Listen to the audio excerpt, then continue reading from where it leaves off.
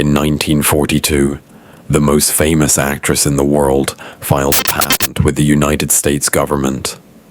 Not for a cosmetic product, not for a fashion line, for a weapons guidance system designed to make radio-controlled torpedoes impossible to jam. She handed it over to the government for free. No payment, no conditions, just take it, use it, win the war. The government shelved it. The patent expired 17 years later without a single military application.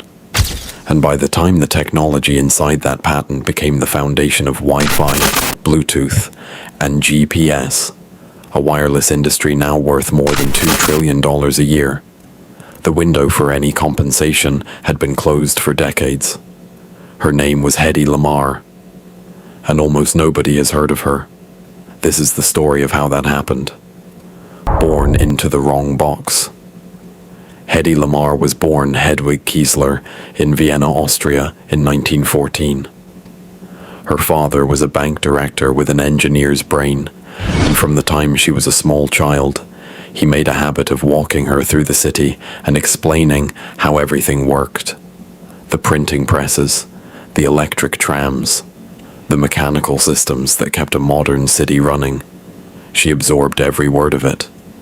By her early teens, she was taking apart music boxes just to understand the mechanisms inside.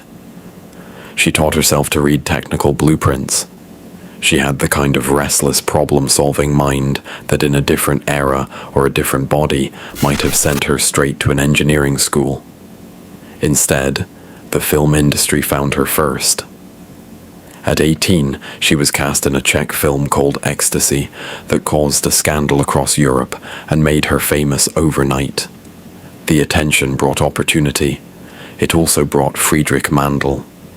The man who tried to own her, Friedrich Mandl, was 33, one of the wealthiest men in Austria, and the owner of one of Europe's largest munitions manufacturing companies. He was charming, powerful, and absolutely obsessive about control. They married in 1933 when she was 19 years old. What came next was 4 years of effective captivity. Mandl bought up every print of her film to suppress it. He stopped her from acting entirely. He kept her at his side at every business dinner, every factory visit, every negotiation, a trophy at the table while the men talked weapons, contracts, and war. His clients included representatives of Mussolini's Italy and Nazi Germany. Here's the part nobody expected. She listened to all of it. Not politely, not passively. She listened the way an engineer listens, filing away everything. She learned how torpedoes worked. She learned how they were guided by radio signals from their launching ships. And she learned the critical weakness in that system was that an enemy could jam those signals by broadcasting noise on the same fixed frequency, turning a precision weapon into a useless piece of metal in the water. None of Mandl's engineers gave her a second thought. She was the wife, the decoration at the table. They had no idea what she was actually doing. The escape. By 1937, she was done waiting. She disguised herself in her maid's uniform, walked out of their estate, and fled across Europe alone. Paris, London, and eventually onto a ship bound for New York. Louis B. Mayer, the head of MGM and the most powerful studio executive in Hollywood, happened to be on the same ship. By the time they docked, she had a contract, a new name, and a fresh start in America.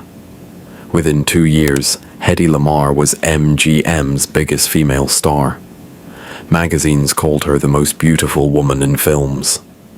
Audiences packed theaters to see her. She was earning $1,500 a week at a time when the average American worker made less than $30. But every evening, after the cameras stopped and the studio lights went dark, she went home to something nobody in Hollywood knew about. A drafting table, parked right next to her bed. The problem she couldn't let go. She worked on engineering problems the way other people read before sleep. She submitted an improved aircraft wing design to Howard Hughes. She developed a dissolvable tablet that could carbonate water. The ideas came constantly, and she took them seriously, even when no one else did. Then World War II arrived, and the problem she'd been turning over in her mind since those dinner tables in Vienna suddenly felt urgent.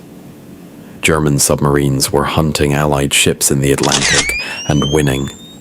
Radio-guided torpedoes could be jammed. Thousands of sailors were dying because of a vulnerability she understood better than most. By the time an enemy locked onto one frequency, the signal would already be gone. You can't jam a moving target. The idea was brilliant. The problem was synchronization. Both the torpedo and the launching ship would need to make exactly the same jumps at exactly the same moments, perfectly coordinated, with no room for error. Lamarr knocked on his door with her idea. He understood immediately. If both the torpedo and the ship carried synchronized mechanical rolls like player piano rolls that dictated the same sequence of frequency jumps at the same speed, the signal would always find its partner. It would hop across the radio spectrum too fast to jam. An enemy scanning for the signal would catch only fragments of noise. They worked out the technical details together. Hedy Lamarr signed it over to the government without asking for a single dollar. She wanted to help win the war. That was the whole point. The drawer. The Navy looked at the patent and put it in a drawer. The official explanation was that the synchronization mechanism was too bulky for a real torpedo. There may have been other reasons. Military institutions in 1942. Lamarr was encouraged to use her celebrity to sell war bonds instead. She raised $7 million in a single evening at one bond rally in Washington. She was very good at the part they'd decided she was suited for. The patent kept sitting. It sat through the end of World War II, through the late 1940s, through the entire decade of the 1950s. On August 11th, 1959, exactly 17 years after it was granted, the patent expired. Under the law at the time, that meant the technology was now public domain. Anyone could use frequency-hopping spread spectrum without a license, without royalties, and without acknowledging where the idea had come from. Hedy Lamarr was 45 years old. She had received nothing, the idea that wouldn't stay buried. Here's the thing about a genuinely good idea. It tends to surface eventually, whether or not the original inventor gets credit for it. In the late 1950s, engineers at Sylvania Electronic Systems were working independently on frequency-hopping communication systems for military use. They arrived at the same core solution Lamarr and Antheil had patented nearly 2 decades earlier. In 1962, during the Cuban Missile Crisis, American naval vessels used spread-spectrum communications to coordinate the blockade of Cuba. It worked exactly as the patent had described. Nobody mentioned the patent. It had already expired. Over the following decades, the technology migrated out of military hardware and into the civilian world. Engineers building the first wireless data networks in the 1980s and 1990s needed signals that could travel through crowded radio environments without falling apart from interference. Spread spectrum was the answer. The IEEE 802.11 standard, the technical foundation of Wi-Fi, was finalized in 1997. Bluetooth, developed in the same period, uses frequency-hopping spread spectrum directly, cycling through 79 different radio frequencies up to 1,600 times per second. GPS signals use a spread spectrum to stay readable against radio noise.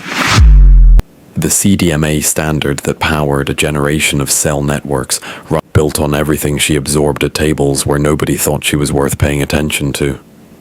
The device you're watching this on right now is running on her idea.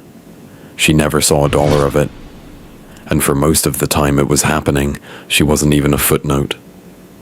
If this is the kind of history that never made it into your textbooks, subscribe. Dustborn uncovers one forgotten story every week. Who do you think we should find next?